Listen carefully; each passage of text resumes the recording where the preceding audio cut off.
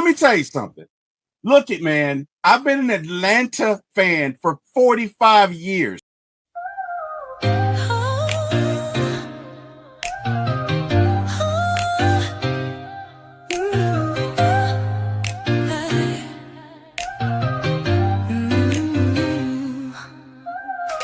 night vibes, we're turning up the heat. T-Will on the mic, can't accept defeat. My ATL sports show, he's running the game. Atlanta Falcons fly high, you know the name. In the heart of the A, where the pride runs deep. From the Braves to the Falcons, he's keeping it real, no sleep. He's got the scoop, every player, every play. Bringing the thunder every single day. T-Will, shining bright on the airwaves, bringing sports tonight. Atlanta heart, with a soul so free. My ATL Sports Show, it's the place to be. ATL fans, NFL fans, MLB fans, everybody's fans. How are you guys doing tonight? Welcome to the For My ATL Sports 1 channel with my guys, Mr. Debo Vibes, Mr. Jordan Burton, and we are here to talk about everything tonight. But first and foremost, let's get into this Major League Baseball trade deadline, of which our Braves Debo did nothing. Oh, wait. Yeah. We traded Montero away. That's right. It. For some shortstop guy that we got back. Right. And that was it. Now, we did make a couple of trades beforehand. So we traded for Fetty. We traded for Carrasco, who's doing well. Matter of fact, the Braves are up 7-3 on the Reds. Just saying, Jordan. Yeah, Braves about to go on the third game. Don't do that. Because Jordan is a way better place than we are right now, bro. I'm not even gonna say anything. Don't put Jordan, please. I'm laughing because we did the same thing off camera, and Debo's response was the same, like, "Don't do that, T-Will. Don't do that." Like we're playing this invisible game or something. Anyway, whatever, man. All good. So yeah, Braves did nothing today, but I tell you who did something, Debo and Jordan. The Padres traded for the world. Okay, yes. They traded for everybody. Okay, like AJ Preller is not playing games. Okay, like just to give you a list.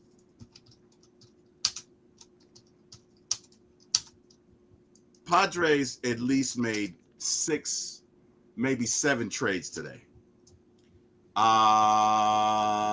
Jesus, man. So they traded for Ryan O'Hearn, Ramon Laureano, who are 2 outfielders. They traded for JP Sears and Mason Miller, who are relievers. They traded for a bunch of folks, man. Like they literally acquired the world. They traded for a catcher, Freddie Furman. They made like 5 or 6 trades, dude. Like they were I would say they won the trade deadline. Maybe them and the Rangers, or the Rangers and them, or whatever. Jordan, Debo, give me your thoughts. Anybody else? Any other winners from the trade deadlines?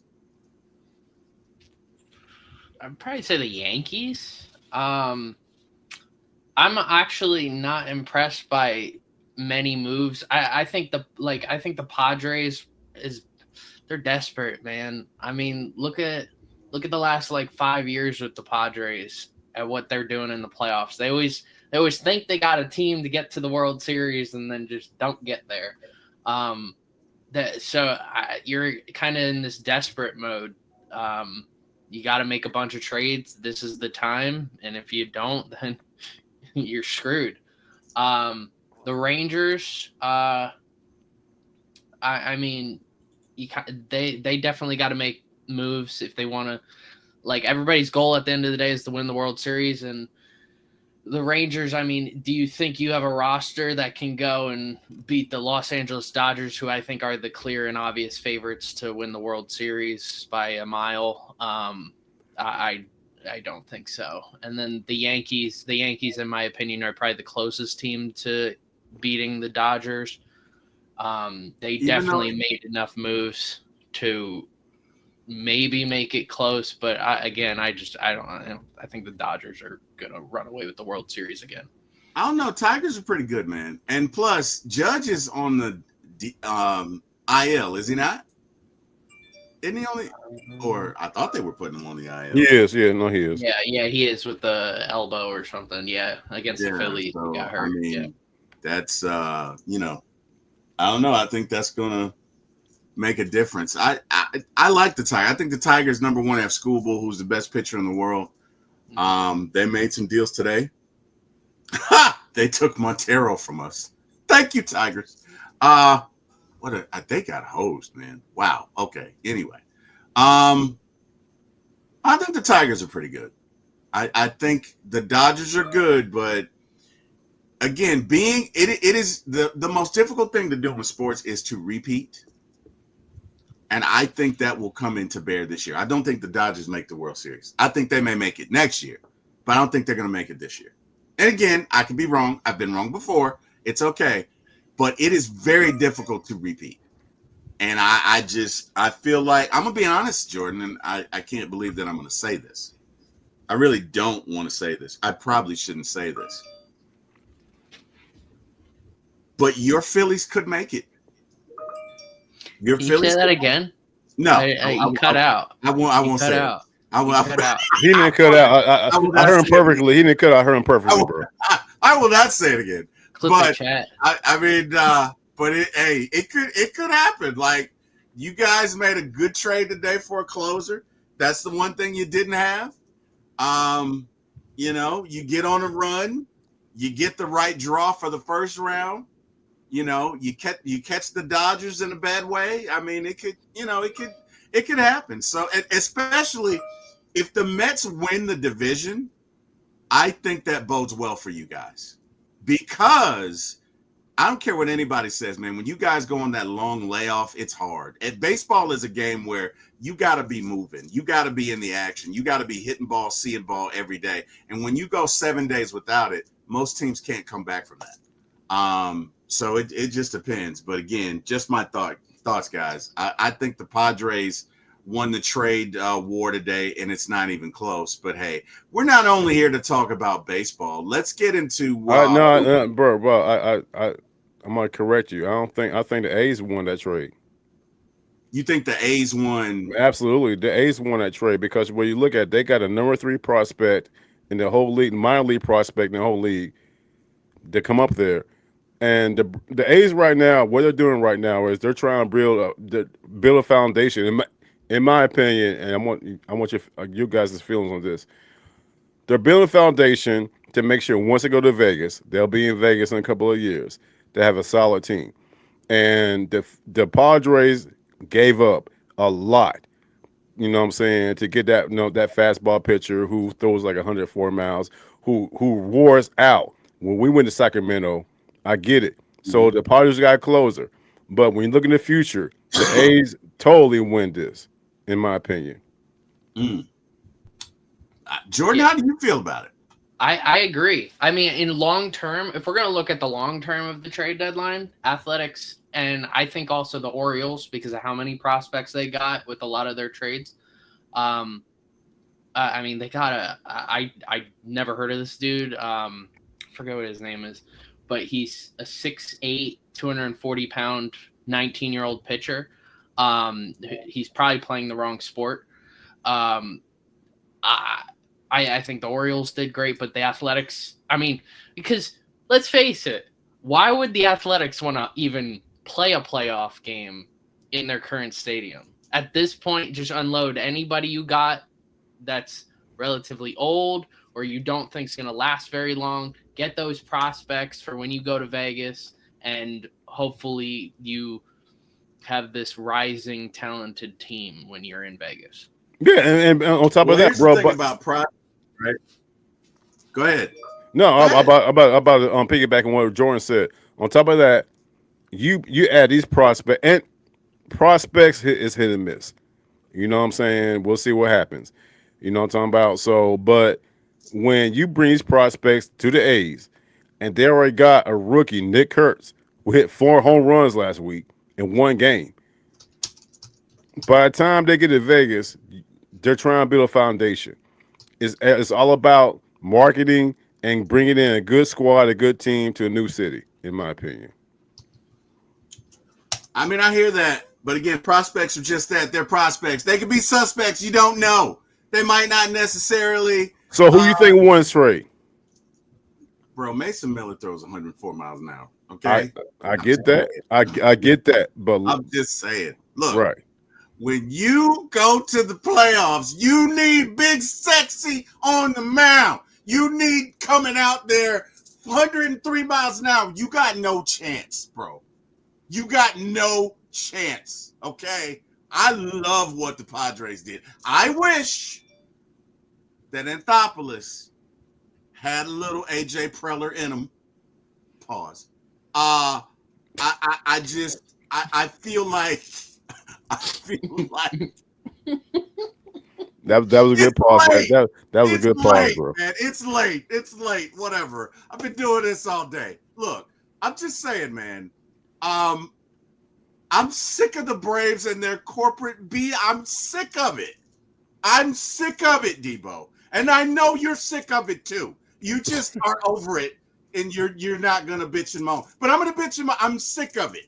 There's no reason why we couldn't have signed at least 2 starters and at least 2 relievers, because everybody knows we needed that. We needed that. Today? Didn't. Hell no, not today. I'm saying at the beginning of the year. But we can't belabor that point, bro. Dog, see, you just remember my blood pressure. I know we talked about that all off season. Man, We talked about it over and over and over, and we kept thinking it's going to happen, right? Never happened, and here we are. Bro, if AJ was playing spades, he'd be going 9 every. I'm going 9. I'm going 10. Like, AJ is all in.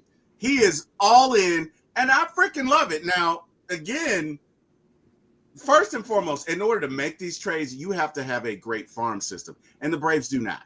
No. Okay, and that is a stark reality that, you know, our hitting at all levels in the minor leagues is atrocious, right? It's bad. Not only that, but our pitching, we had to bring up Didier Fuentes. He was the best that we had that was available, and he got his head bashed in. So we do need to replenish our farm system, right? I mean, you can't just trade for the sake of trading. You got to find a partner. But, you know, again, if it's me, look at the Hurston Waldrops of the world. Shit, man. I'd love to have Mason Miller for 3 or 4 years. Because one thing about it, that 9th inning, bro, it's a wrap. You're not hitting 104 miles an hour. Good luck with that. You know what it's gonna be, Debo? It's gonna be good morning, good afternoon, and good night. Now go sit for sure. Yeah, I totally feel you. All right. Let's go on T-Will world. Let's get Mason Miller. Who do we give up? Who do you want? I don't care. No. I guess let me rephrase that question. Who would the A's want? Hurston Waldrop, maybe J.R. Ritchie, and I would do it because I think you got Mason Miller for at least 2 years, if not 3. And I would re-sign Mason Miller because he's young. I would totally re-sign Mason Miller.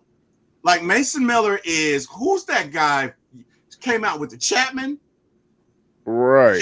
Yeah. Mason Miller is this generation's Chapman, right? Okay, so I'm asking T with a GM. If you're the A's, which direction would you go? The direction of Padres saying we got these three prospects, including one of the best guys that we got. We send to you. You know what I'm saying? For your flame-flurry pitcher. You know what I'm saying? Or would you want to get, you know what I'm saying, Hurston Waldrop or J.R. Ritchie? Which one would you do? I'm gonna go get Mason Miller, because let me tell you how I feel about it. No. I'm asking you, like, which one would you do if you're the A's organization? You got 2 teams. You got the Padres. You got the Braves. Probably the Padres. Exactly. That's what I'm saying. Probably the Padres. But you know, again, hey, I get it, but I'm tired of corporate nonsense because they made a boatload of money. Like that's the thing about it. You're worried about the tax threshold. The Braves at least made $50 million, and they may have made 70 or 80. They made a lot of money last year, and it was. I'm talking about profit. Yeah. And as you speak right now, I'm sitting looking at Jordan. So he's just looking like, I'm so happy I ain't got to worry about this. Yeah, we have a great farm system. So look at Jordan. Jordan knows that he has a great team up there. You know what I'm saying? In Philadelphia, the outskirts of Philadelphia, and he's like, look at these guys that's talking about this. I ain't got to worry about this. I got Bryce Harper yelling at the MLB commissioner to get out of his effing clubhouse. Get the F out of my clubhouse. Yeah, like that was crazy. It's wonderful here. It's wonderful here. When did this happen? Rob Manfred. You didn't hear about that? I did not hear about it. Rob Manfred showed up last week, I think it was, to talk to the players, the front office, everybody about the salary cap and like adjusting the salary cap. And during this whole the threshold, the tax threshold, yes, for the entire MLB. So he was just getting input from every MLB team. He came to the Phillies, and Bryce Harper has a bat in his hand. He's sitting in a chair. Now there's no video of this. This is what I was told. And he gets up holding the bat, walks up, goes face to face with Rob Manfred, and says something along the lines of, "If that's how you feel, you can get the F out of my clubhouse." Damn. Yeah. And we need a picture of him saying that, and we're gonna hang that up in the clubhouse. And if nobody likes how this team is, they can get the F out of our clubhouse. They can get the F out of your clubhouse. Yeah. Wow. Starting with Dombrowski, our general manager, because he can't make a trade to save his life, and he won't pay Kyle Schwarber. But yeah, no, we have like the one thing that Phillies fans are annoyed with right now is how well the Lehigh Valley Iron Pigs are doing, and they're doing great. Like I see people close to me want to go to the Iron Pigs games because all our prospects are doing fantastic. And we have all these young guys, but the Phillies in general have an older lineup in terms of our batters. So people are annoyed saying we need to bring these guys up and test them. We can't be seeing Brandon Marsh every single week. Like we go and trade for an outfielder from the Twins who is doing worse than Brandon Marsh. And there's a lot of people here that believe Brandon Marsh wouldn't even be a starter on the Lehigh Valley Iron Pigs. So, wow. We have the talent everywhere, but we just need to like smooth it over, move pieces, like it's a puzzle. We have all the pieces. We just need to put it together, and then we'll be fine. And have a better general manager and pay Kyle Schwarber. Did you say smooth it over or smooch it over? Smooth it over. Okay, because Wilkins, the tackle for the Raiders, he wants to smooch in the locker room with the with the showers. That was bad. Did you hear what? Whatever. It's a segue, dude. It was not bad. Whatever. It was a horrible segue. Whatever. Well, he can come to the city of brotherly love. So you would have Christian Wilkins in your locker room? Look, all right. I'm going to say this right now. Anyone who has grown up, anyone who's, I would say, 28 years and younger, that has been in a middle school or high school locker room, or has been at a middle school or high school lunch table, has had that one friend that's a little bit more affectionate than others. Has that one that has nothing to do with their sexuality whatsoever. I want to preference that. He's just affectionate. Some of my best friends are like that. Some of my best friends, yes, they're very emotionally caring people. You've had somebody kiss you on your forehead? In the shower? No. I didn't hear anything about the shower. There was nothing about a shower in this whole thing. I want to make that clear. Would you have somebody kiss you in your forehead, another man kiss you in your forehead in the locker Oh room? no. Okay, all right. There it is. All I'm saying. But context is key too, because if you're having a heated debate, all right, Terry, let's say we're talking about Marvel, right? Or Debo, let's say we're talking about food, and we have a heated debate, and someone comes in and agrees with one of your points, and you're like, thank you. Some people can be a little bit too emotional. You get a kiss on the forehead. There are some people, bro. I'm 50 years old. I've never had nobody kiss me, another man kiss my forehead. And that's why I said, if you're 28 years and younger, there are people like this. Bro, that would be a fight, but I guess there'd be a big time fight, bro. There'd be a fight, Jordan. This is where I won't defend Christian Wilkins. This is where I won't. That incident, okay. Me and my best friend Cameron, we were both talking about it. We're like, we've seen people do this in middle school and high school. Like, it's whatever. You goes right over your head. But if you remember the Clemson Ohio State game when he was on Clemson and he how do I put this lightly? He grabbed another man right around his rear and grabbed and pulled. You can Google the video. Who did this? Who did Christian this? Wilkins. Yeah. It's the same guy. The nip tuck? Same guy.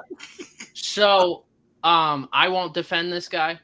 If I had someone do that to me on the football field, I'd get ejected. I would have gotten ejected. I'm also not a I don't like when people touch me at all. Like when players regularly slap each other on the butt. I always was like, don't touch me when I'm on the football field. I was like, don't do that. I understand it's a sign of, for some people, it's a sign of respect. Right. That's just something. I don't like being touched at all.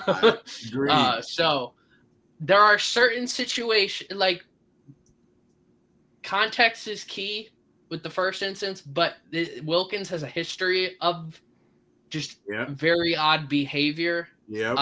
Like I'm trying to walk around on my I tippy toes right now with this whole situation. I get what you're doing. I get it. And you're doing beautiful, by the way. You're doing beautiful.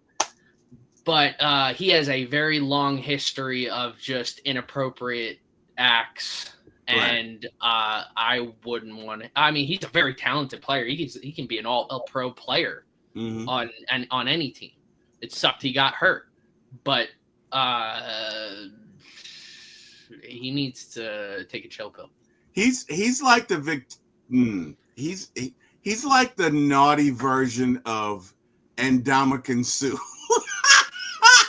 Like he's like, you know how Ndamukong Suh would just do something dirty? He's dirty with like just a hint of just wildly inappropriate. You know what I mean? There's no way I want him in the Falcons locker room. I'm sorry. I just don't. Okay? And it's nothing personal. Look, live your life, bro. Live your life. Do you. But I'm like Jordan. Certain stuff just doesn't belong on a football field. Jesus, Braves, come on, man. Make a pitch. Sorry. It's 11-6. We were up 11-3, and there are 2 runners on and nobody out. And of course, thank you, Snit. Now he went to get Dane Dunning, so it's okay. Get this guy out of here. We should have traded him, but nobody would take him. Maybe for a case of beer. You know what? That's rude. I'm sorry. We should have traded him. Anyway, yeah. So whatever. Who was it? Mason. What's the guy? Mason Dixon. Not Mason Dixon. Mason Dixon line, bro. What the fuck you talking about? I know Mason Dixon line. I know Mason Miller, bro. Yeah. No. The football for the Raiders, because he was the one talking about it. Mason, the rusher. Max rusher. Crosby. Thank you, Max Crosby. He was the one that had a problem with it. Like he was talking about it. He was the one that put it out there. So I thought that was interesting. But guys, we got to move on. Looks like the Cincinnati Bengals signed tight end Noah Fant. What do we think about this? Is this a good signing? I mean, Noah? Noah Fant was pretty good for the Steelers. What do we think about it? Well, I mean, Noah Fant, he's always been a good tight end. I don't think it fits the Bengals really. I'm a huge Mike Gesicki fan. I was a big fan of his when he was at Penn State, and they just paid him, so that doesn't make any sense. Gesicki is going to be the starter. Fant will be the backup. There's just no ifs, ands, or buts about that. And on top of that, they have Eric All, who's a rookie last year. He was a really good tight end at Iowa and Michigan. He's going to be the third, fourth tight end on that team now. And they don't even use multiple tight ends all that much. I don't like when teams do this. When you load up at the tight end position and you don't have the personnel for two tight end sets. The Bills are a prime example. When they drafted Dalton Kincaid after they paid Dawson Knox, I remember our Bills administrator, Jason, he was like, no, we'll switch our scheme. We'll switch our scheme. Like it was simple. And I'm like, it's not that simple. And to this day, has Knox and Kincaid on the football field at the same time worked? No. In their own individual aspects, Knox might have a good game here or there. Kincaid might have a good game here or there. But they don't run two tight end sets enough. And the Bengals don't run two tight end sets enough. So, and on top of that, Gesicki is probably a better blocker than Fant. So it just doesn't make all that much sense. You're just adding talent just to add it when you know you got to pay your defensive players like Trey Hendrickson. That's what I was thinking about. That's exactly where where it's a 1 year deal, so I'm not looking that big of a picture for it. So but Fant's a very talented tight end. When he was with Seattle, I thought he had a couple good games here or there. He's been a little bit injured. And then when he was with Denver, he was really good tight end. So he always has potential, but with the Bengals, I don't know how this is going to work. That's interesting. Got another one for you, Debo. Scary Terry wants to get paid, and he's told Washington, pay me or trade me, baby. So, Debo, I ask you this question. If you're Terry Fontenot, are you trading for Scary Terry? No, not whatsoever. Damn, Debo, you're killing me. No, not whatsoever. Again. Me. Okay, let me ask you. Let me get your thoughts on this, T. Will. With everything going on right now, we got a first-year quarterback. He's been a rapport right now with the receivers he has right now. And he's played with these receivers other than DJ Chark. He's began rapport. Where would you put Terry McLaurin? And on top of that, you got to bring somebody in. If you bring him in, who are you going to let go? So no, I wouldn't do it. I wouldn't do it. And I hear everybody talking about bring him in and see what happens. I would do it. I would do it in a heartbeat. Yeah, I would do it. Where would you put him? Where'd you put him? We'd have to have some 3 wide receivers. I can't talk now. We'd have to have some 3 wide receiver sets, right? So we'd have to have some Scary Terry. We'd have to have some Mooney. We'd have to have some Drake. You know, we'd mix some Kyle in there around. Like we could work some stuff out, bro. Terry McLaurin, he's a one receiver. He's the number one. He's a one guy. That's what I'm talking about. He's not gonna come to no team where he can't be a one. Can we agree on that? Oh yeah. Exactly. Hold on. My bad, bro. We got. You know what I'm saying? We are at Drake. He's our one. You know what I'm saying? Darnell, when he comes back, he's our 2. Somebody has to go. So who's going? Well, it looks like Mooney's going to be our 3, and Scary Terry's going to be our 2, and I'm fine with that. I'm totally cool with it. Like I'm. Hey man, Gordon Gekko said, "Oh my God, that better not." Oh my, are you kidding me? Are you kidding me? It's 11-11. The Braves were up 11-3. Debo, these guys are killing me. Dylan D. Oh my So god. going back to this whole thing that you brought about Terry McLaurin, who we giving up? Ray. They can have Ray. Yeah, they can have Ray. They They're can not have going to want Ray. Okay, so they're just going to want Raymond McLeod for No, Terry it's not McLaurin. just that. I'm gonna give him Ray McLeod. I'm gonna give him probably Casey Washington. I'm gonna give him a first round pick in 2027 and a third round pick next year. And they're gonna be. You're giving those acquisitions, the players aside.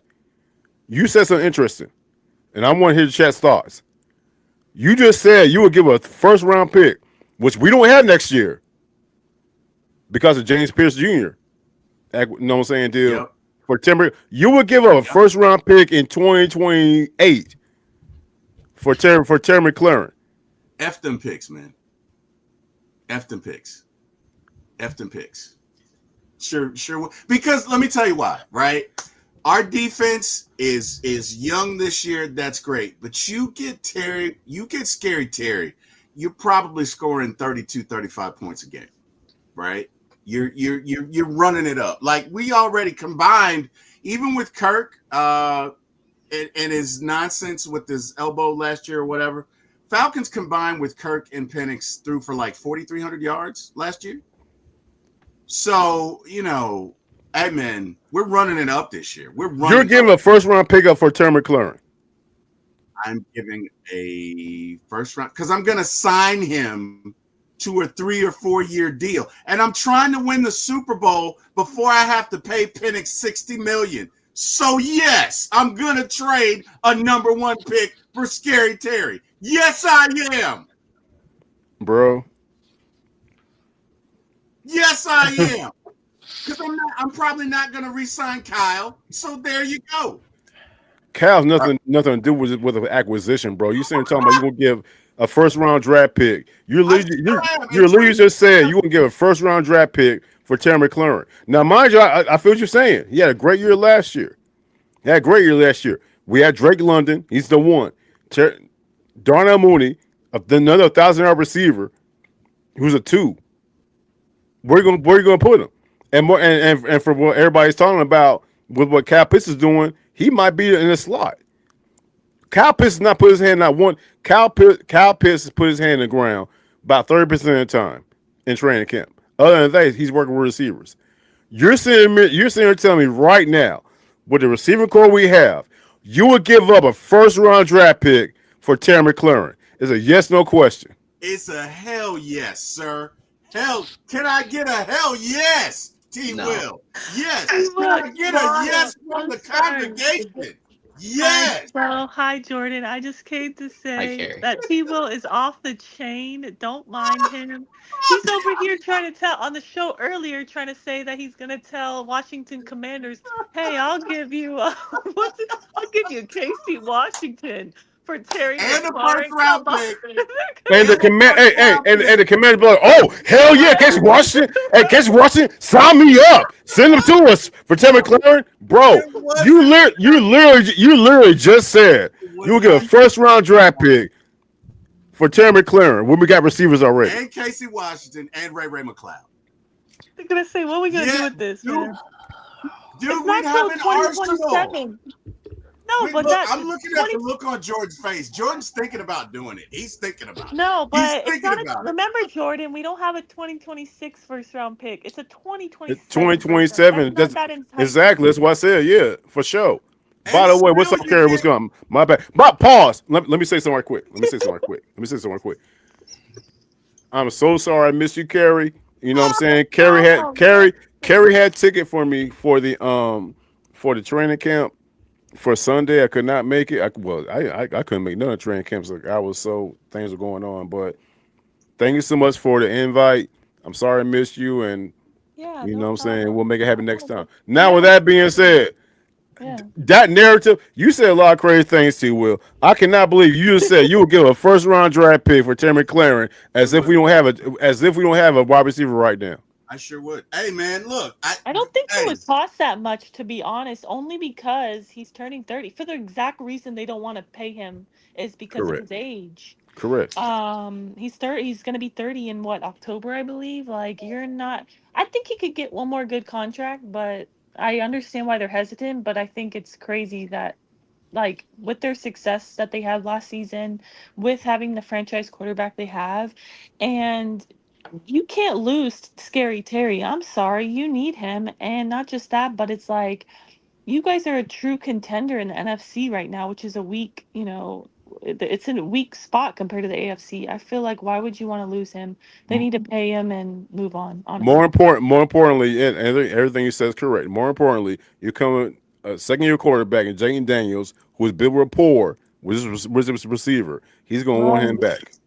Right. And not just that, but like, think about the trade market. Yeah, he is, an all-pro receiver, but I just feel like a lot of teams would be interested, which, I mean, I feel like that's, what you should do because he is a, great player.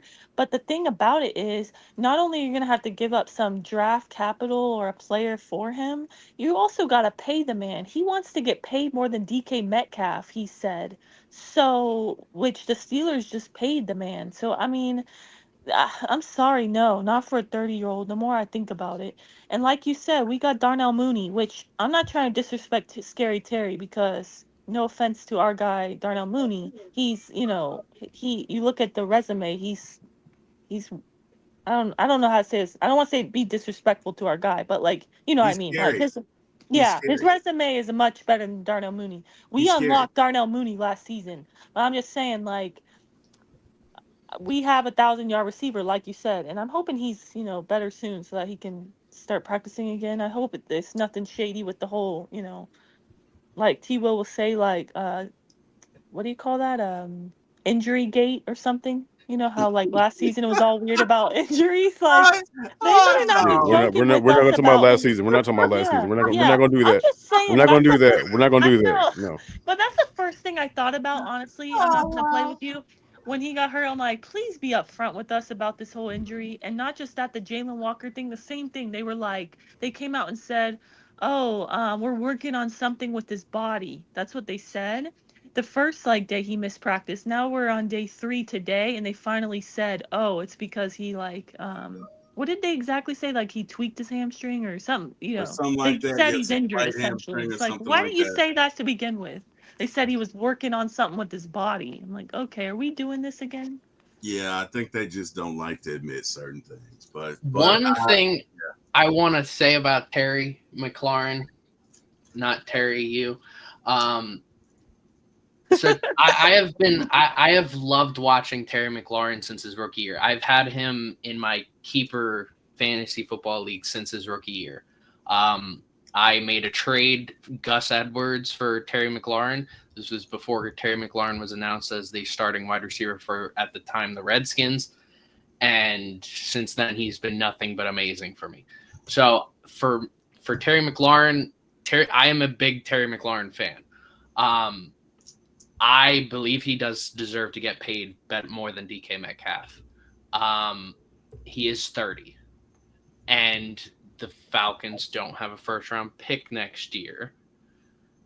It just, Debo's saying everything I'm thinking. You got to build rapport with the receivers you have, like, because Penix hasn't had a full year under his belt. Like, I almost look at, like, Carson Wentz in 2016, his rookie year.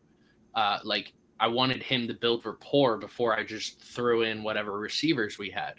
And he had a full year under his belt. We went and added Alshon Jeffrey, and he blew up the next year. So see what you have with the guys you have now instead of throwing money away for someone you don't know where they'll necessarily fit. Now, that doesn't mean another team can't do that. The Bills are a prime example. If the Bills could offer offer 2 first-round picks, it's not going to take that much, but they could offer 2 first-round picks. He'll be their wide receiver 1 for the next 4 or 5 years. You have basically Stephon Diggs minus the off-field and some on-field issues, and you're set. You have Keon Coleman, you have Khalil Shakir, you have a set offense, and Josh Allen gets to throw to one of the best receivers in football.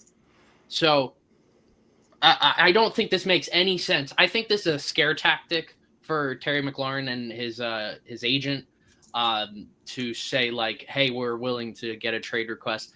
I think the Commanders will get a deal done eventually. They should, because if you take Terry McLaurin off that team, I'm not too scared about as an Eagles fan, I'm not too scared about the Commanders then, because they are one Jaden Daniels injury away from a 4-win season. They are one of the oldest teams in the entire NFL. If this was 5 years ago, this whole lineup 5 years ago, they'd be a Super Bowl contender. They'd be one of the best teams in football.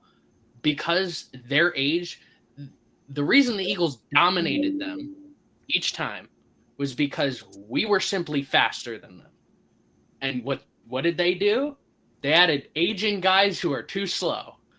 I don't understand that philosophy whatsoever. And if you eliminate Terry McLaurin, that's a huge threat that we don't got to worry about. And instead, we got to worry about Deebo Samuel, who at this point in his career is just a one-hit wonder. Deebo's had one good season his entire career. If you look at all the numbers, he's been hurt or just hasn't been very good. So Commanders need to get this deal done for Jaden Daniels' sake, for the franchise's sake, for what Terry McLaurin has done for this entire franchise. He's been there with the Redskins. He's been there with the football team. He's been there with the Commanders. There's no reason you can't pay this man.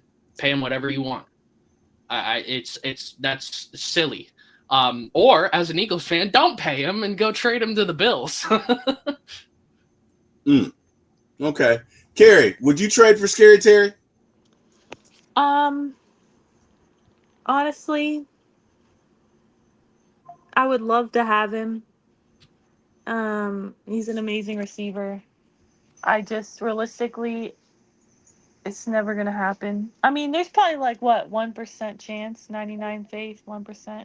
Like, it's not realistic. We gotta pay Drake London next year, man. Like, honestly, we got players like coming up on contracts. Bijan soon after that. I really want to extend Jesse Bates III, who is, by the way, the highest rated safety in Madden. So just so you know, that came out today. But I really would like to extend that guy, and I'd love to have him on my defense. So I don't think it's realistic, T-Will. The more I think about it, it's fun, it's exciting. I'd love, obviously, to improve the team. Our guy Terry Fontenot always talks about always trying to improve at every position. But honestly, yeah, I honestly am happy with our offense right now. If anything, I would add at the defensive side of the ball if I was going to make anything happen. But I really joined you guys to say I cannot believe, I don't know why these Braves surprised me. Oh my God. With how the season has gone, guys. It is 11 to, oh my God. They tied it up. The Braves were winning 11-3 in the 8th inning, Debo. It is now 11-11. Like, I just had to jump on because I don't know if you guys saw it, but T-Will and I made a bet during the last show that I buy him Hooters if the Braves somehow go on he thinks starting today they're gonna go on a crazy win streak where they win 30 games in a row. I think that's ridiculous, bro. This is the only thing I'm doing, and this is the only thing I put my two cents in. Okay. I cannot believe I'm being dead ass. I cannot believe y'all still wasting y'all time watching Braves games. Oh my goodness! Oh wow! You see what's happening right now. Oh. I'm not even watching the game. I'm just going by Carrie, what you just said. Yeah. I can't believe it's happening. How can you not believe that? It's very believable. Right. So I didn't turn the game on. Why would you put yourself through that agony? Knowing what's about to happen. I know, you're right. Honestly, I'm not stressed about it. Because it's like at this point, well, why are you surprised? And I'm not, but I only turned it on when it was 3-3 because I'm like, okay, because we were losing 3-0. They tied it up 3-3. So I'm like, okay, we maybe have a chance at this. And then it was 11. Here's the deal. And this is why I'm done with the Braves. Yesterday, the Braves had a young dude come out there named Joey Wentz. His first start. This dude went out there and slanged that damn ball. Yeah, he did. 6 2/3, seven strikeouts, gave up one hit, and we still lost. Yeah. Oh, that's sick. Matter of fact, we came into the 10th inning. 0 runs allowed. 0 runs. The bullpen surprisingly did their thing. The offense, crickets. We still lost. You mean tell me this young man goes out there and throws out 6 2/3, I think it was, 7 strikeouts in his hometown, by the way. He's from Kansas. Well, his area. Wow. And they can't get one goddamn run. I'm done. Debo, like, it just makes no sense to me because then yesterday we couldn't get 1 run, but then today we get 11 runs, and then pitching gives up. Yeah, and guess what? They're going to lose. 6. They're going to lose. They're going to lose. Don't tell T. Will that because he says the runs. Oh, T. No. First of goddamn all. This man said he give a first round draft pick for goddamn Terry McLaren. So I ain't listening to nothing he's saying tonight. Yeah, you're right. I'm trying to get us Super Bowl, man. Look, I'm trying to build the greatest show on turf. Okay, the greatest show on turf. Part 2. Come on, greatest show on turf also lost the Super Bowl. I'm just saying. But they also won one, Jordan. And they're the reason Tom Brady is Tom Brady. I just want to win one. That's a good ass point. That's a real good point. You know what else is a good point, Debo? They won the first one, Debo. They won the first one. They have a ring, right? Jordan, let me ask you. Jordan, let me ask you a question. Was that Super Bowl win more for Tom Brady or was it Adam Vinatieri? Probably Vinatieri because Tom Brady was a rookie, right? Yeah. Plus, I mean, Belichick cheated. He knew all their plays. They should have won. I don't. When it comes. By the way, this will be the only time we ever talk about the Patriots in this goddamn show. I'm just asking the Patriots question, and then we're done. Goddamn right. Go ahead. It was. I'm gonna say Tom. There aren't very many Super Bowls in general where I'm gonna be like, oh yeah, it was the kicker. I think Tom put Adam in the position. Well, Tom and the offense put Adam in the position to go and kick that field goal. I mean, I think it was like a duo effort there. Like I think Adam Vinatieri, who should be in the Hall of Fame. Yeah, he should. He's got three of the most important kicks, 4 of the most important kicks in NFL history. Yeah, between 3 Super Bowls and then the snow game, the Tuck Rule game against the Raiders. No. But I'm still gonna give it to Tom. It would almost feel like should I give John Taylor credit or Joe Montana credit for the drive? And it's like I gotta give Joe Montana the credit for the drive, but John Taylor, ran the route perfectly to go and catch the game-winning touchdown. So, yeah, I gotta give it to Tom for that. Yeah, I got to give it to Bill's spies who spied out all of the Rams plays so that they could hold the Rams to what they did. So my MVP for that Super Bowl would be whoever broke into the Rams practice and stole all the plays because they were the true MVPs. Just me. Okay.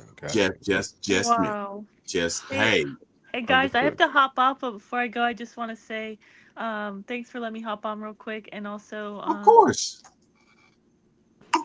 And also Chipper Jones just tweeted out, never seen that before, an 8-run top of the 8th followed by an 8-run bottom of the 8th. Crazy indeed, man. Crazy indeed.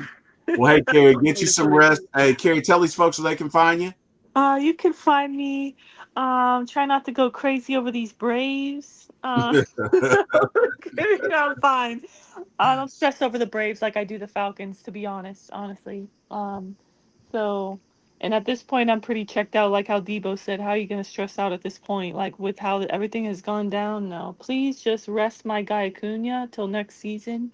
Because, I don't want him to totally agree with that. Yeah. Sit him down. Sit him down, please. Yeah. I know he won't want to, but, man, I don't want him to get more hurt. So, I want him to be healthy for next season because this season's just a wash, even though our guy T. Will thinks he's going to get free Hooters from me, but it's not happening. Because they're not going on no crazy run. I told him, when was the last time they put together a string of 3 wins in a row? Never mind 30.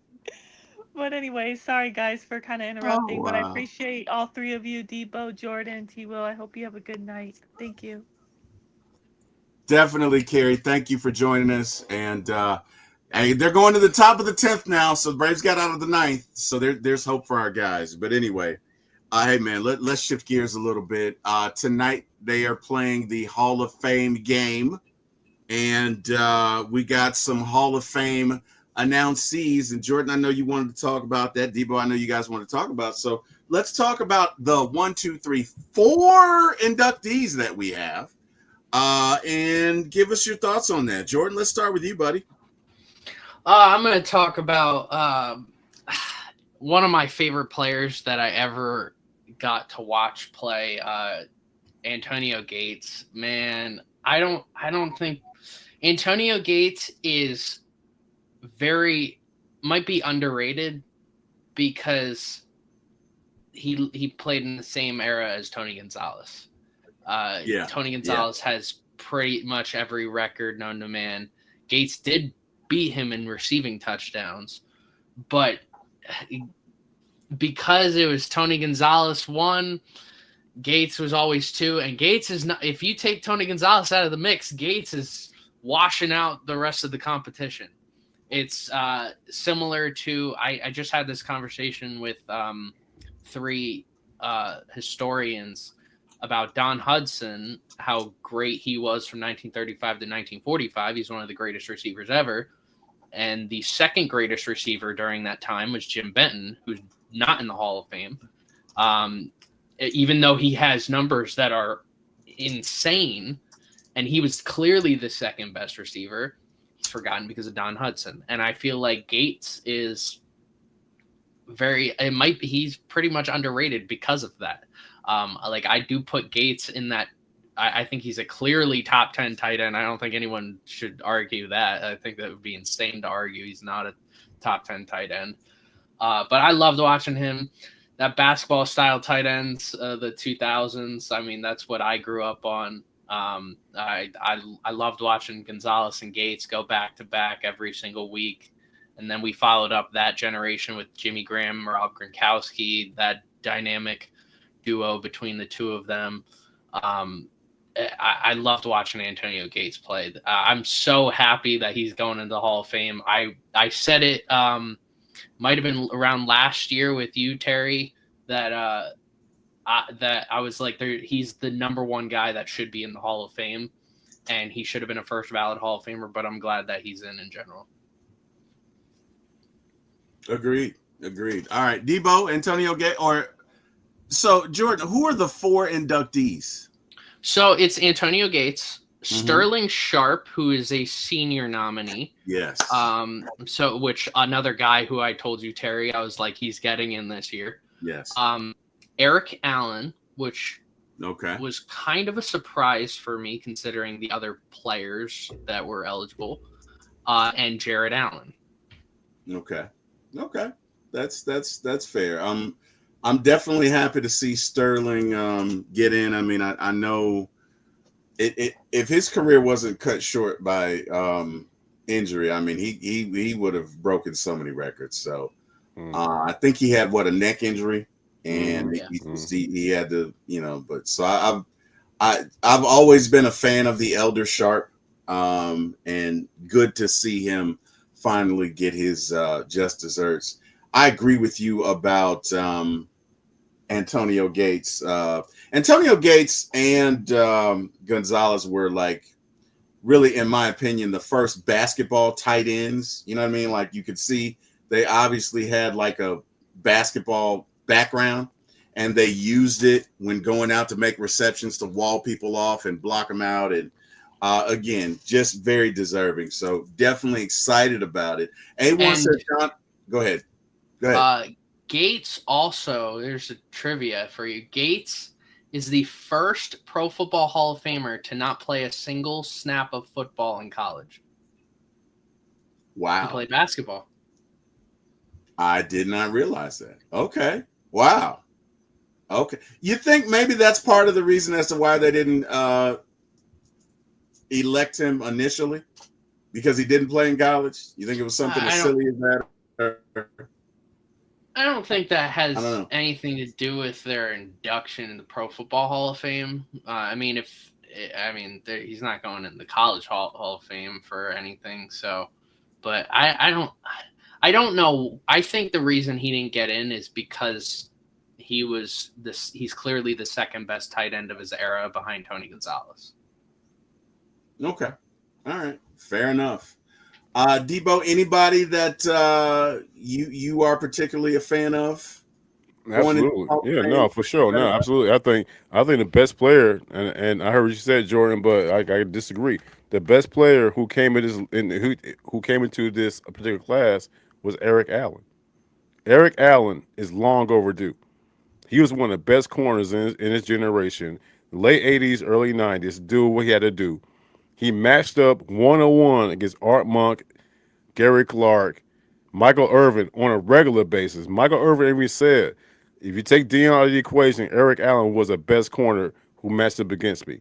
And we're talking about a hard-ass NFC East back in the day. And Eric Allen, and then he made his transition over to the Raiders and helped them out too. So I understand everything that Antonio Gates did. I you know what I'm saying, I received that. You know what I'm saying? But Sterling Sharp is a close second. Close second. Sterling Sharp was just smooth. He was smooth. Every time we watch him play up in the old MC North, when he was doing his thing against, you know what I'm saying, the Vikings, you know, Buccaneers, you know what I'm saying, the Bears and everything, he was smooth as hell. And when you look at what Sterling Sharp did when he's playing with Don Majkowski, Sterling Sharp made Don Majkowski. Don Majkowski had that 1 year in 1989 when he became Magic Man. He became Magic Man because of Sterling Sharp. Don Majkowski gets injured. Bring in who played for the Falcons? Who the Falcons draft? Brett Favre, a la Brett Favre. Brett Favre. Okay. Brett Favre. Brings in Brett Favre. Brett Favre comes up to the Packers. And Sterling Sharp comes to him. Hey, we're gonna keep, you know what I'm saying, doing his thing. Brett Favre had his best years in 92, 93, and 94. 94? Don't quote me on 96. that. Don't forget 96. Well, no, I'm just talking about Sterling Sharp because he had a neck injury. Oh, okay, I got but you. Some of his best early on. I guess what I'm saying is this: what Brett Favre had is Sterling Sharp with a safety valve and someone who's phenomenal. And Sterling Sharp has best years of Brett Favre before a neck injury. So Sterling Sharp, you know what I'm saying? Even to this day, people talking about who's a better Sharp, Sterling or Shannon. Me personally, seeing what Sterling Sharp did in a time frame when football was way more physical, it gotta be, you know what I'm saying, Sterling Sharp. And there was a couple of times I was like, man, I had no idea if he's gonna make it to the Pro Bowl. I mean the Hall of Fame. And he did it. He did it. But again, going back to what the original question, my favorite player growing up was Eric Allen with the Philadelphia Eagles. He was back there with that defense, and he did his thing. Wasn't the biggest man in the world, wasn't the fastest man in the world, but when I tell you he was a turnover machine, a tackling machine, particularly back in 93, I want to say 93, he had 4 pick sixes. Four pick sixes. Back in the day, that wasn't easy, bro. You know what I'm saying? So Eric Allen, shout out to you. I was always the biggest Eric Allen fan growing up. I played corner in high school about 50 pounds ago. You know what I'm saying? So, but yeah, man, I'm very, very pleased Eric Allen's in the Hall of Fame, bro. Okay, guys, who are we upset, or who do we feel right now should be in the Hall of Fame? And Debo, this time let's start with you. Who do we feel right now it's a crime and a tragedy that they are not in the Hall of Fame right now? I couldn't tell you. Who you think? Well, I think John Abraham has a case. You know, I mean, maybe I'm a homer, but I definitely think John Abraham has a case. Jordan, give me your thoughts. I know you probably got a list, but give me your thoughts on who you think should be in the Hall of Fame right now. So when I messaged you about this topic, I had just watched a YouTube video the NFL had just posted about like going through each team's best Hall of Famer, that their best player who's not in the Hall of Fame that should be, but also wasn't a finalist for this year's Hall of Fame. So there was more like thought put into each team. I mean, I think I'll give you 3 names. One old player, one not so old player, like one like middle of the NFL history, and then one current player.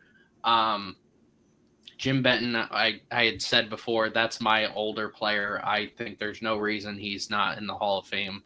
I mean, he's got everything you can ask for. You project his stats out to today, he is among the greatest receivers of all time. And even for his era, again, Don Hudson had 99 receiving touchdowns in his career in 10 years or 11 years. He had 11 years, 99 touchdowns. Think about how many receivers have more than that. It's a very small list. So Don Hudson was the Babe Ruth of his generation, and Jim Benson was behind him. But Jim Benson was clearly number 2 every single time. So the old school players, Jim Benton. That middle era, I would have said Sterling Sharp. Every year I've said I've been on the Sterling Sharp train that I think Sterling should have been in the Hall of Fame. And Shannon even said in his induction speech that he was the second best football player in his family. So now there's so many players to think of. I'm probably going to I might change this, but I'll go with Roger Craig. Yeah. What he did for the modern era of running backs in terms of the combined receiving and rushing is incredible, and I think it should be rewarded. I mean, he's got an MVP. He's got the first 1,000 season, and he was a crucial part to a 49ers dynasty. There's no reason that during the 80s that only Jerry Rice, Joe Montana are the only starters who were Hall of Famers on the offense. There's no reason for that. So yeah, I'm gonna say Roger Craig, and then my modern era is going to be a shocker, but I have a reason for this. Shaun Alexander. The reason I say Shaun Alexander is because I want to put. So a lot of people say that the last couple years of his career weren't great. He definitely wasn't a one-hit wonder like some people think. He was good even before his MVP season. But what if he retired early? If he retired early, he would have gotten the Gale Sayers treatment, the Barry Sanders treatment. He would have gotten that treatment. Statistically, he's got more rushing touchdowns in his career than Barry Sanders. The Terrell Davis treatment. Yes, the Terrell Davis treatment. He's got more rushing touchdowns in his career than Barry Sanders. He's got more rushing yards in his career than Earl Campbell. I think he's got more than a Hall of Fame resume. He statistically should be a Hall of Famer. He's got the postseason success. Even though he doesn't have a Super Bowl ring, he helped take his team to the Super Bowl. I think he's got the running backs from the 2000s, I don't think get a lot of credit. Your Jamal Lewis's, your Priest Holmes, your Shaun Alexanders. Those 3 guys were so crucial to the run game. LT gets a lot of the credit because he ended up with the rushing title and he had a long career that was great. A lot of those guys didn't have as long of a career, but I guarantee you if they retired in their prime, they would have all walked into the Hall of Fame because they would have gotten the same treatment that all those other running backs did when they retired early. Okay, that's fair. I like Roger Craig. Roger Craig was just to me a complete football player. Just could do it all. Could do it all. Could run, could block, could catch. Just so I agree with you. Also, I think Reggie Wayne was a great receiver. I think he should be in the Hall of Fame. And I also think Torrey Holt should be in the Hall of Fame.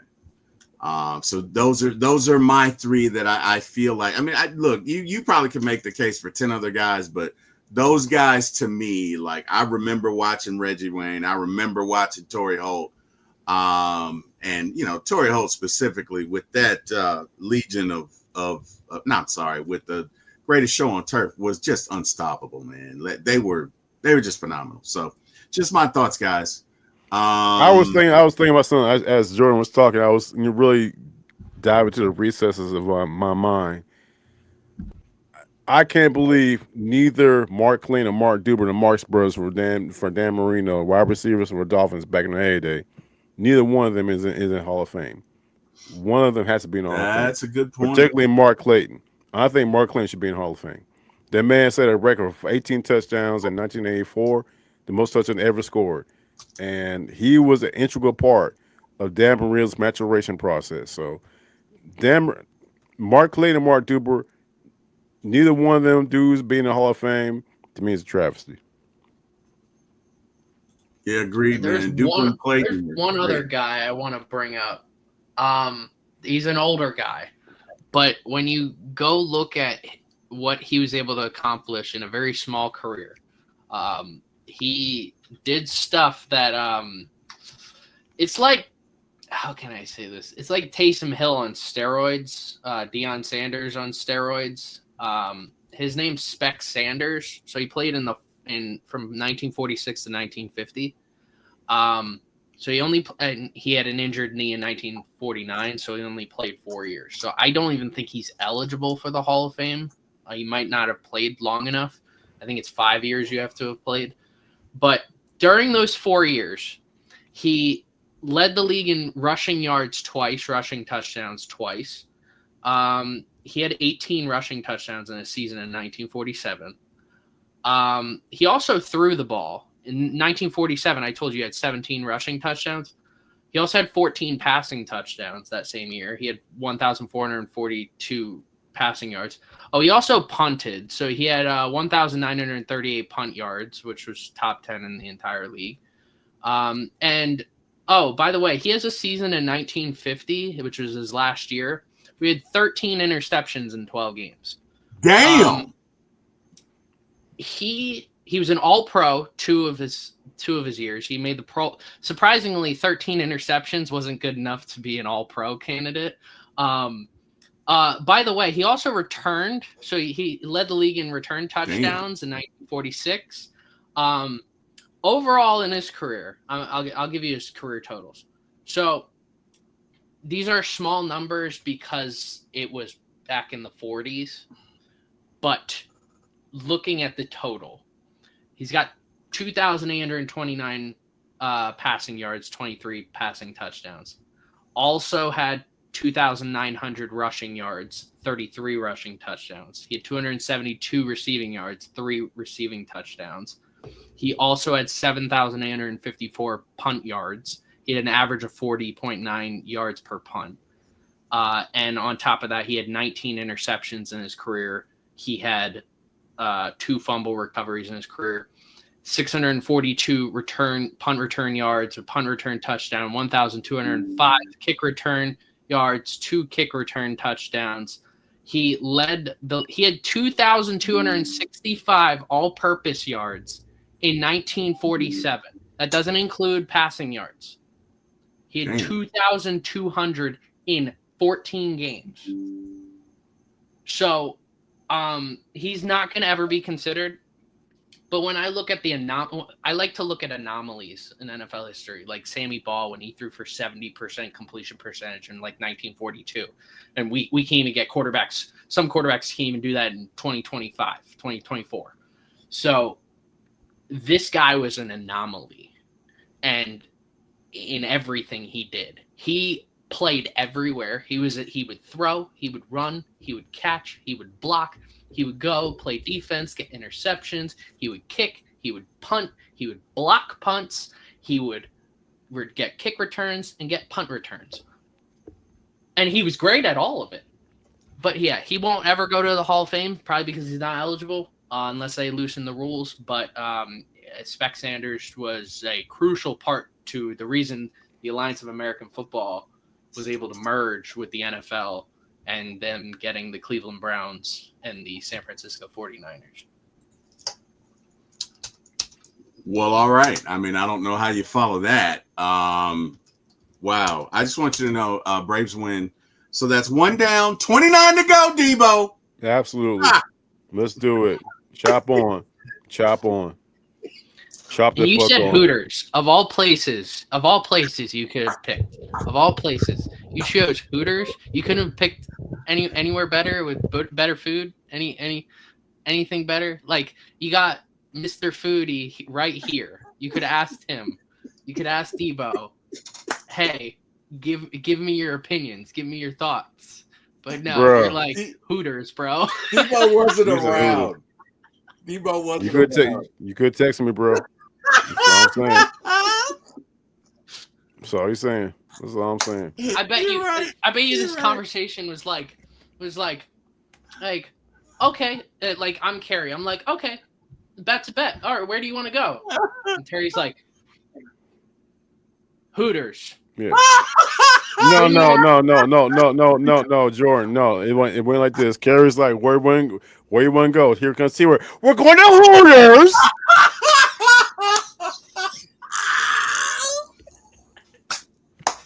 Yes, how it went.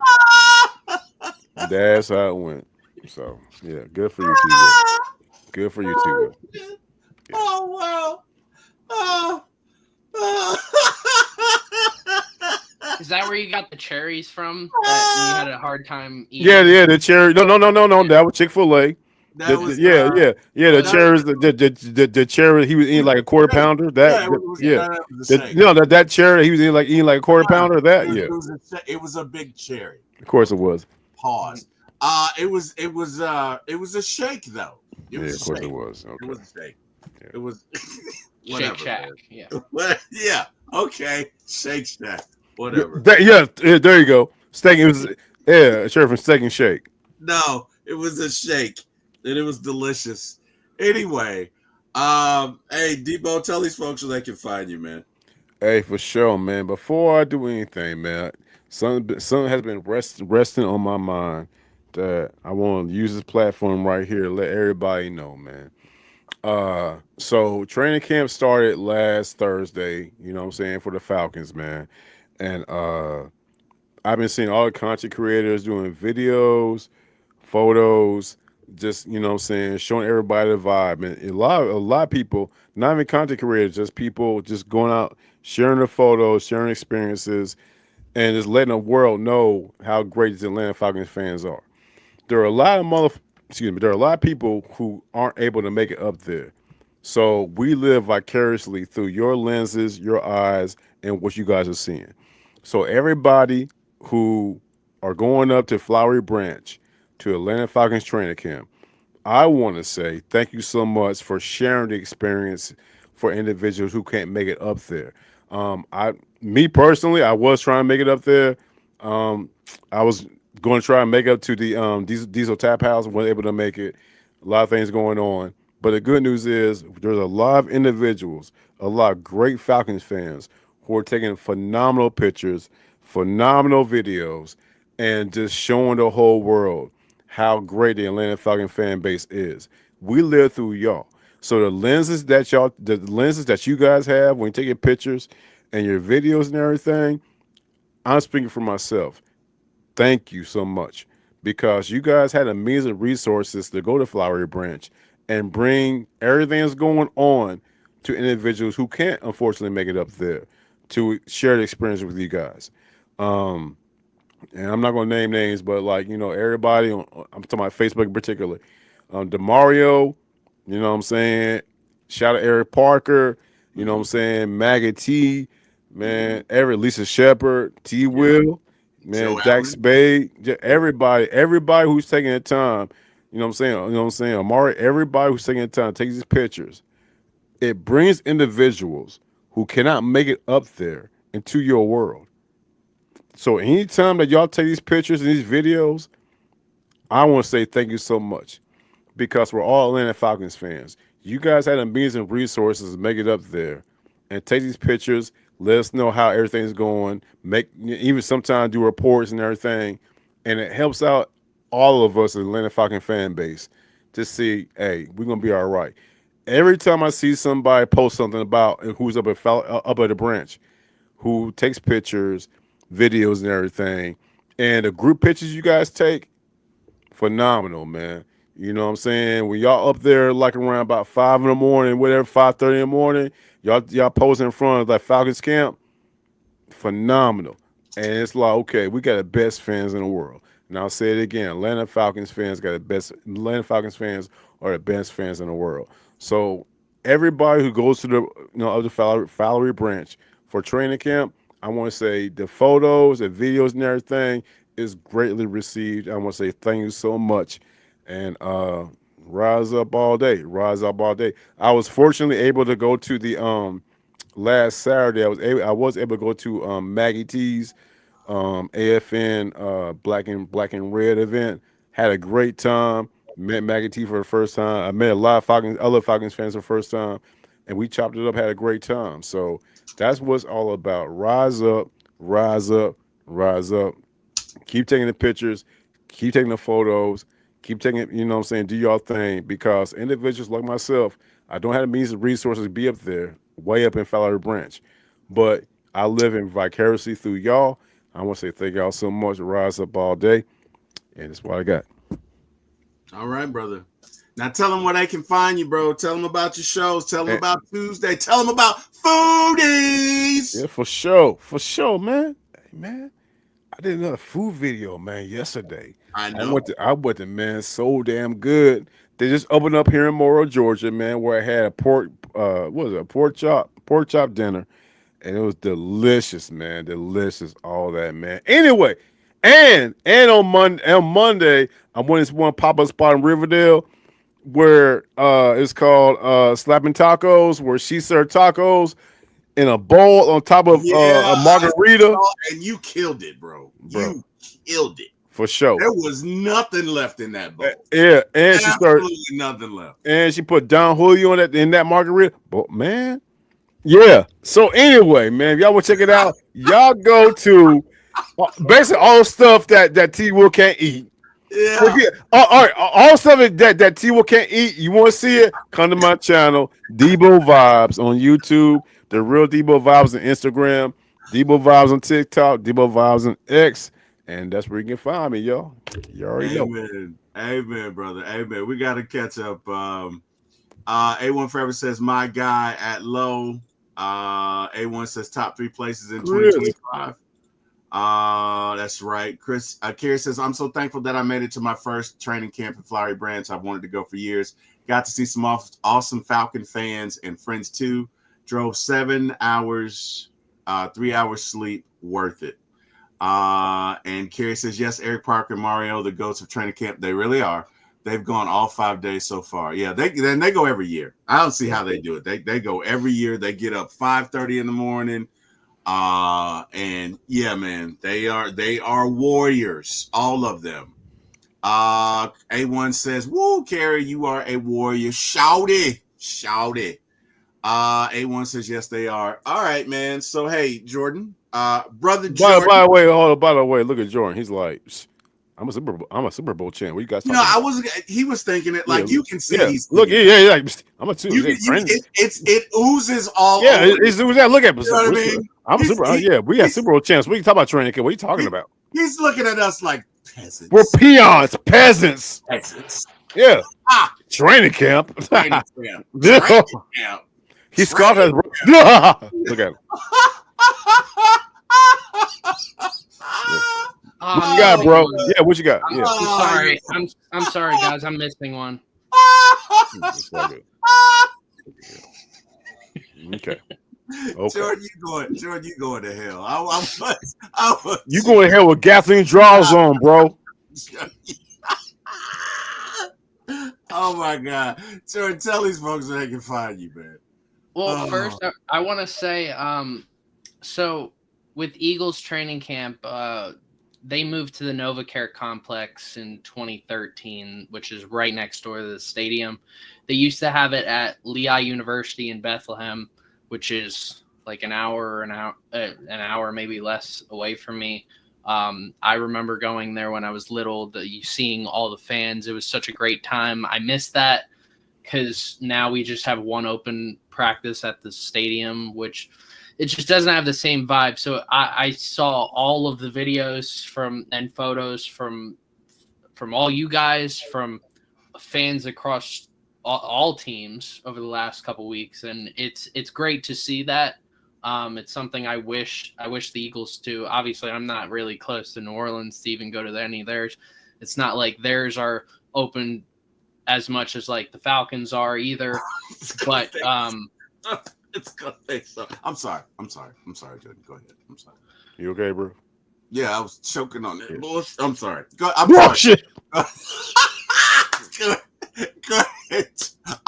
It's jealousy, Jordan, okay? We don't have a Super Bowl ring. It's just jealousy. All right. Oh, he about to do some. Okay, here we go. What's he doing? doing? Sorry, there was a ringing in my ear. No, okay. Yeah. Of course, there's a ringing. Okay. Right. We get it. Right. We get it. Okay, yeah. But but it's great. It's so great to see. This is one of my favorite times of the year. I don't like to see a lot of the injuries over the last week. A lot of players have gotten hurt. Last week the Eagles lost Brian Bremen to cancer. I actually got to meet Brian Bremen at a charity basketball game. He was a super nice guy. But yeah, Eagles community lost a great man. He was a great leader in our locker room for when we won the Super Bowl in 2017. So, but I love seeing this whole atmosphere. Football is finally back, even though the Chargers are winning 34-7, and we're seeing like Trey Lance and Hendon Hooker. Football is back, and I love seeing this so much. Well, the good news is your curse is broken, Jordan. You wore the shirt, and they won, and no catastrophe happened. The curse is broken, Jordan. It's preseason. You really got a preseason, bro? What the hell? Okay. Preseason. Man, eat your soup, bro. Yeah, eat the cherry. Pause. Oh, man. I just love Nighttime Debo. He's so freaking honest, man. I love it. I freaking love it. Oh my God. It's hilarious. All right. Hey, man. So tell them about Otegacy, man, and tell them about what we're doing Saturday, bro. What are we doing? You can find me at Oltegacy, ULTEGACY. We just covered the whole MLB trade deadline. That was a lot. You can see all the trades on our social media platforms, including Michael Bridges of the Knicks signed an extension in the middle of all of that. So, yeah, you can see us there. Or you can see all the preseason games. We'll update with all the scores. Anything sports, you can find us there. And on Saturday, we're going to be reviewing a movie that I dreaded, and I watched today. I dreaded again, but I know a lot of people who actually helped with making the movie, and that is X-Men Origins Wolverine. If I may, let me ask you a question. I'm not. I've watched it twice. Oh, go ahead. I'm sorry. Of course. So. No, go ahead. Yeah. Oh, all right. My bad, bro.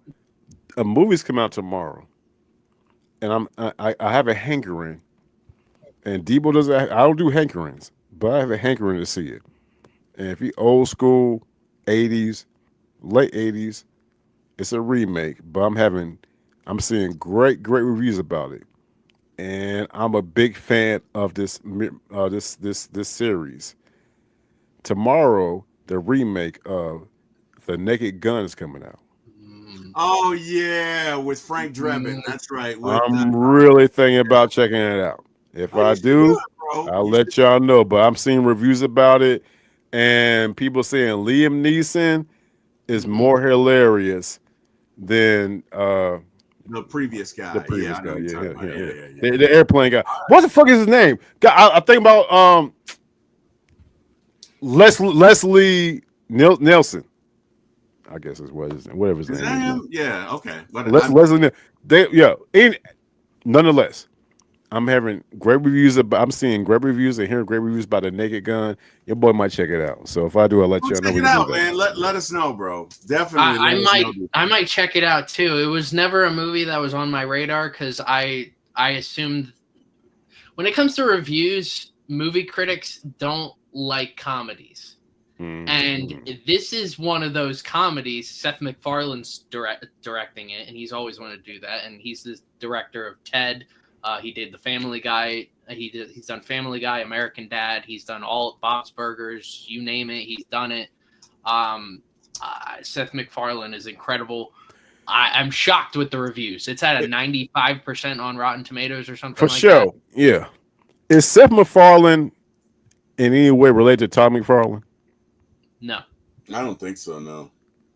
Yeah, I don't know. Todd McFarlane, and I'm about to say something that has nothing to do with nothing. Todd McFarlane took over as one of the artists of Marvel Comics in the late '80s, and he took over Incredible Hulk and the Amazing Spider-Man. Yeah. And when I tell y'all the comic books that he penciled and made, unbelievable artistry. Oh yeah, without unbelievable artistry, particularly when the Hulk turned from green to gray. Yeah, and they had Todd McFarlane take over the comic books and draw it up. Unbelievable, amazing artist. I put it out there, y'all. See, I know a little bit. I know a little bit about it. I don't know the movies, but I know Marvel, bro. Come on, man. Awesome. That's Todd awesome. McFarlane, man. The one character, the Hulk, is a great one. The one character I always think of when I think of Todd McFarlane is Venom. Venom. Yes. The best Venom. Yes. Todd McFarlane created the best Venom, and this is how much of a comic nerd I was. That Venom came out. I want to say the main one came out, Amazing Spider-Man in '88, issue 298, 299, 300. Those three comic books were one of the most sold comic books in all time. When he took over and created Venom, it was Venom against Spider-Man, and the artistry, unreal indeed, bro. Unreal indeed. T-Will, let me go. T-Will, let me go to sleep right quick. Let me go to sleep. Look at him. T-Will, please let me go to sleep. No, man, no, nothing at all like that, bro. No, nothing at all like that. T-Will about to get him something to eat. Yes, I know. I eat a lot. I know. Yes, I do. God damn it, and I enjoy it. And whatever, you guys just got to deal with it, okay? Because I'm hungry. I don't give a shit. Didn't nobody say nothing. You talking to yourself right now, bro. The hell? I could look at Jordan's face and look at your eyes because I worked with you guys long enough to know what you're thinking. And when I said that, you guys are thinking, it is 10:52 at night, you greedy bastard. What are you doing? But whatever, I'm going to get me something to eat, and I don't care. And I'm fat for a reason, and I earned it, and whatever. Hey, your intestines. That's right.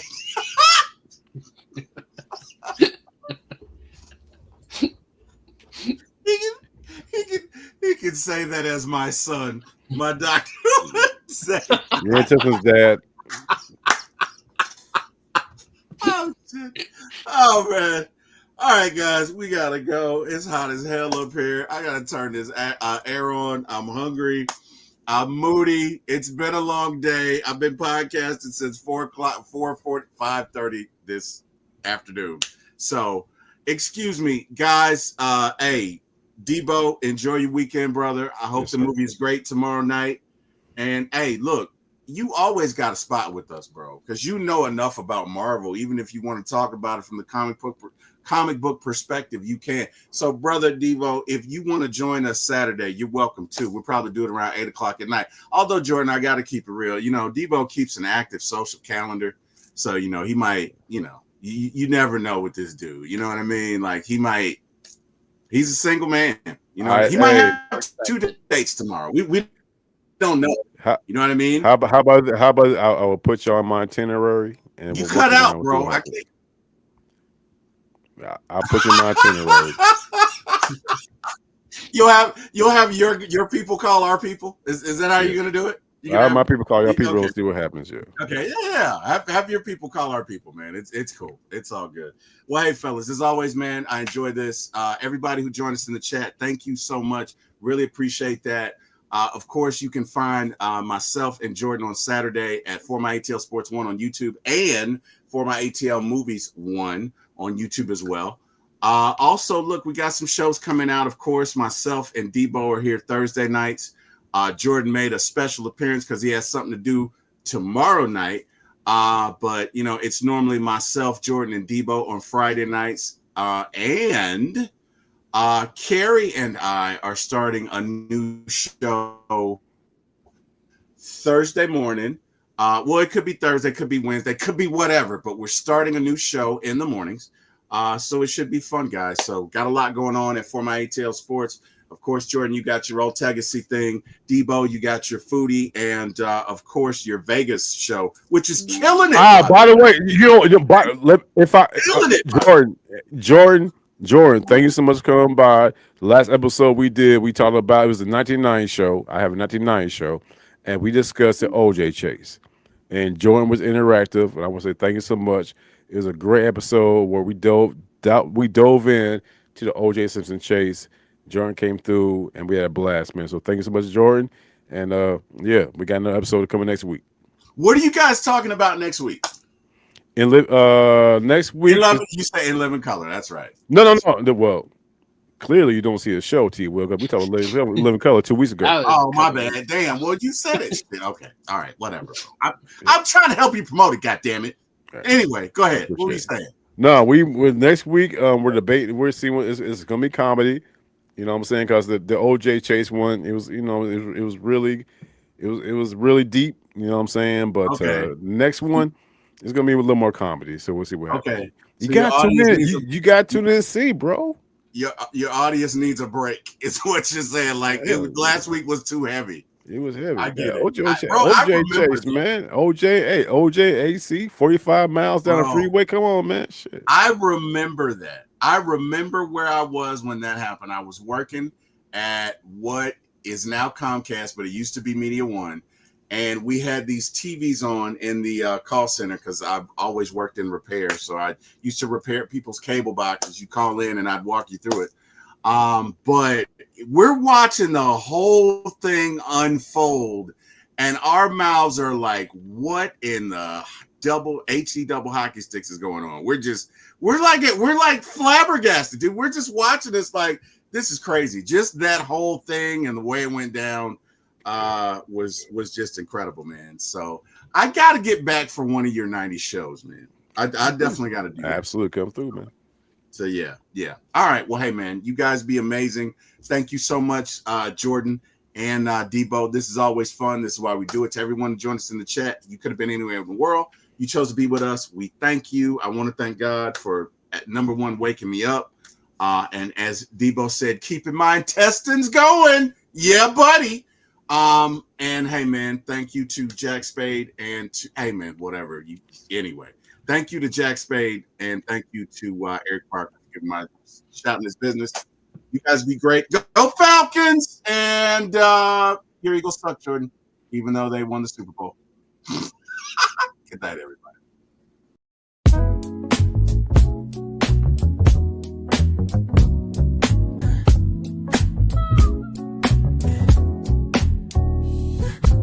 Late night vibes, we're turning up the heat. T-Will on the mic, can't accept defeat. My ATL Sports Show, he's running the game. Atlanta Falcons fly high, you know the name. In the heart of the A, where the pride runs deep. From the Braves to the Falcons, he's keeping it real, no sleep. He's got the scoop, every player, every play. Bringing the thunder every single day. T-Will, shining bright on the airwaves, bringing sports tonight. Atlanta heart with the soul so free. My ATL Sports Show, it's the place to be. T-Will, taking flight. Falcons and Braves, yeah, we're feeling right. So bring that energy. energy, let the city resonate. With T-Will on the mic, we're gonna celebrate.